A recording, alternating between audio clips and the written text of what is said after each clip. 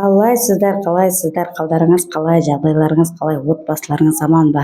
Бүгін бізде бір жанның туған күні. Үй тіршілігіне басқа түк білмейтін, балаларды садикқа апарып, баланы сабаққа дайындап, кір жуып, тамақ істеуден түк білмейтін адамның бірі менмін. Ол бүгін менің туған күнім.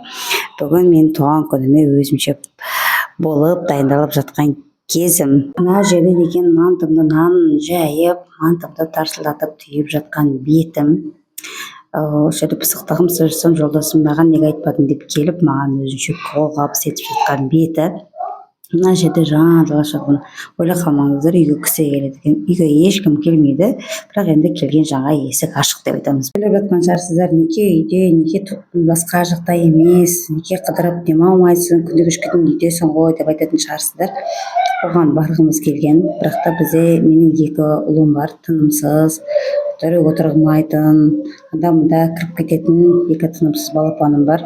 Сол үшін кішкене оларға алаңдап, не демалғанымды, демалмағанымды білмеймін де, сосын мен қойшы деп. Сонымен мантымды жасап, дастарханыма салаттарымды қойып, уже мантым дайын болып, мантымды дастарханға қойып, мына жерде жолдасым баланы киіндіріп жатыр, жанталасып. Мына жерде камера қосып тұрмын, ол тағы білмей қалды.